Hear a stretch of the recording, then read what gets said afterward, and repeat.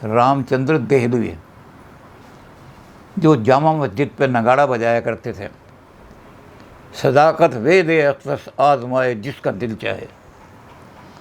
वेद की सत्यता को चुनौती देने वालों आओ, तो मुसलमानों की जगह में वह नगाड़ा बजता था। रामचंद्र देहलवी से बहस करने की, शास्त्रार्थ करने की किसी की हिम्मत नहीं होती थी।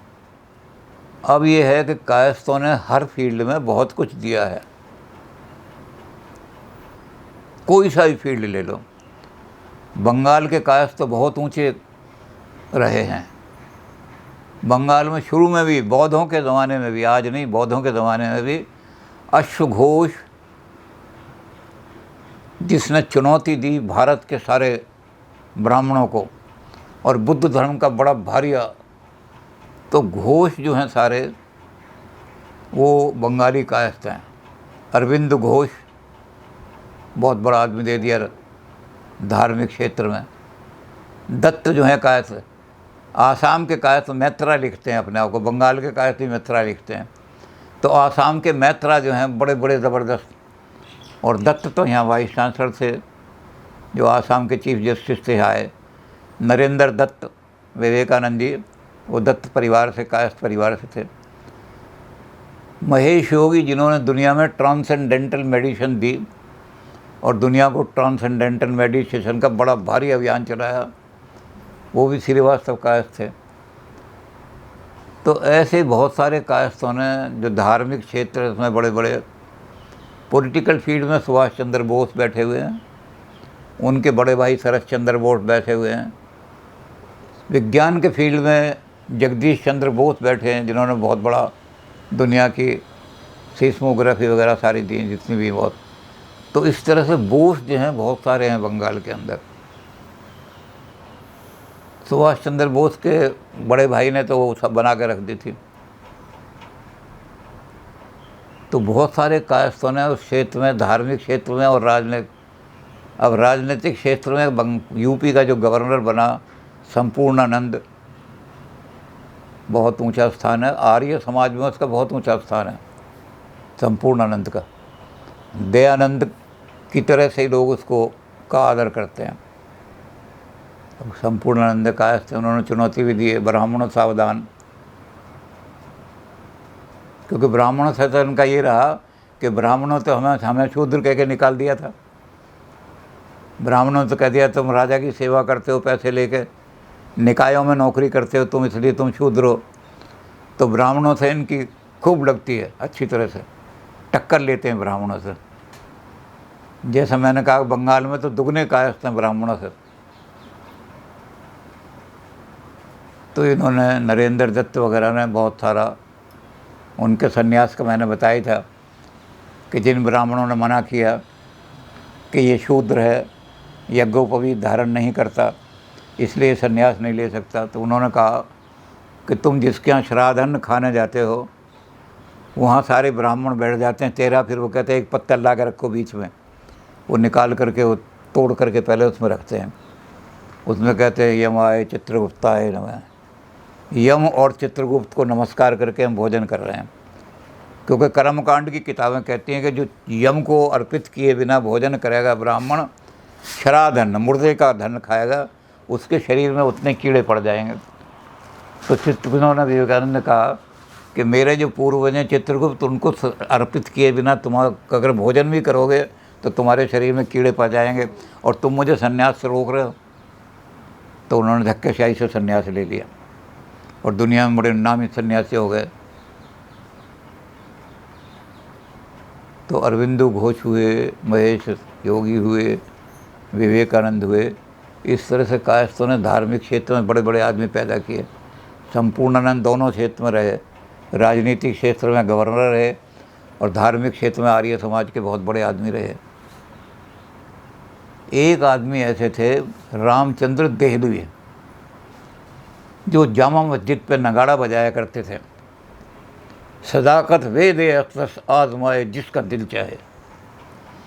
वेद की सत्यता को चुनौती देने वालों आओ, तो मुसलमानों की जगह में वह नगाड़ा बजता था। रामचंद्र देहलवी से बहस करने की, शास्त्रार्थ करने की किसी की हिम्मत नहीं होती थी।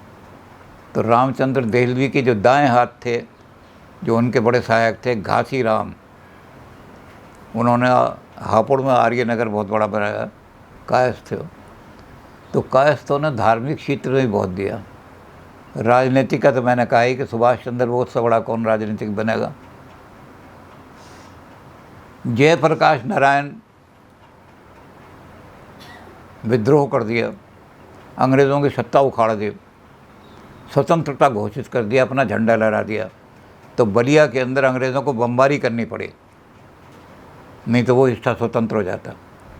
और ये कर दिया उन्होंने कि बलिया का क्षेत्र है, इनकी फसलें काट दो, उजाड़ दो, यहाँ गरीब रहेगा आदमी तो कुछ क्रांति नहीं करेगा आगे। तो बलिया आज तक गरीब है, उठाने की कोशिश हो रही है, लेकिन वो गरीबी जो अंग्रेज़ों ने उजाड़ दिया था उसको सिर्फ इसलिए कि जयप्रकाश नारायण ने क्रांति का झंडा उठाया दिया। और इंदिरा गांधी को भी हिलाने के लिए जयप्रकाश नारायण ही खड़े हुए। तो राजनीतिक क्षेत्र में भी ऐसे आदमी दिए।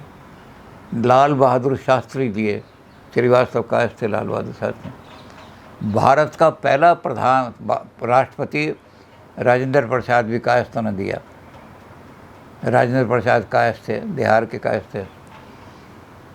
तो कायस्थों ने उस क्षेत्र में भी, साहित्य के क्षेत्र में सबसे पहला नॉवलिस्ट जिसने हिंदुस्तान वालों को बताया कि नॉवल होता क्या है, प्रेमचंद दिया, धनपत राय श्रीवास्तव। तो प्रेमचंद जैसा साहित्य के जगत में कायस्थों ने ये दिया। इसी तरह बहुत लोग दिए। फिराक गोरखपुरी शायरी के क्षेत्र में दिया। महाराज बहादुर बर्क, उनके नाम से ही मुसलमान कांपते थे, ऐसी कविताएं लिखते थे वो, मुसलमानों को चुनौती देते थे। बुतकदे की नींव जाहिद इस कदर मजबूत थी, तूने मंदिर तो तोड़ दिए। वो बुतकदा था जहाँ काबा बना हुआ है, जहाँ मोहम्मद साहब ने काबा बनाया हुआ है नमक का, वहाँ आदुर का बुतखाना था और बहुत मूर्तियाँ थीं। सारी मूर्तियाँ मुसलमानों ने तोड़ी और वहीं मलबे में दबा दी। और एक जो सबसे भयंकर मूर्ति थी महाकाल की, तो मुसलमानों ने कहा कि एक मूर्ति ऐसी है, इसके सामने जाते हुए डर लगता है। तो वो ख़ुद मोहम्मद साहब रसूलुल्लाह सल्लल्लाहु अलैहि वसल्लम, वो मूर्ति मोहम्मद साहब ने खुद तोड़ी और वो सारा मलबा वहाँ रख कर उस पर काबा बना दिया। तो महाराज बहादुर बर्क कहने लगे, सक्सेना कायस्थ थे वो दिल्ली के, और वो कहने लगे उनको कि बुतकदे की नींव जाहिद इस कदर मजबूत थी, जो मूर्तियाँ तूने तोड़ी हैं बुतकदे मंदिर, उनकी नींव इतनी मजबूत थी कि आज तक काबा भी कायम है उसी बुनियाद पर, उसी की फाउंडेशन तेरा काबा खड़ा हुआ है, तू क्या इसको। तो ऐसे ऐसे शेर उन्होंने कहे। हरवंश राय बच्चन, अब हिंदी जगत के शर्मौर हैं हरवंश राय बच्चन, तो उन्होंने मधुशाला लिख करके दे दी और भी कविताएं लिख दी ऐसी हिंदी की। अब उनके पुत्र भी सिनेमा जगत पर छाए हुए हैं, बच्चन। तो जगत कविता के नीरज सक्सेना तो शायरों का काबा, वो कहते हैं हमारा तो काबा है नीरज सक्सेना। नीरज सक्सेना की परछाई पड़ने से कभी खड़ा हो जाता है। नीरज सक्सेना जहाँ बैठे हों हिंदी जगत में, तो हिंदी जगत का आदमी उनके नाम से ही खड़े होकर के नमस्कार करता है। तो नीरज सक्सेना जैसे कवि दिए। तो काव्य के उर्दू में उन्होंने मुंशी हरगोपाल तफ्ता जैसा आदमी दिया कि मुग़ल लोग भी उनको उनके नाम से, कि इतना विद्वान तो मुसलमानों में भी नहीं हो सकता पैदा। ऐसे विशेश्वर साहब लखनऊ के उन्होंने दिए। अनवर साहब,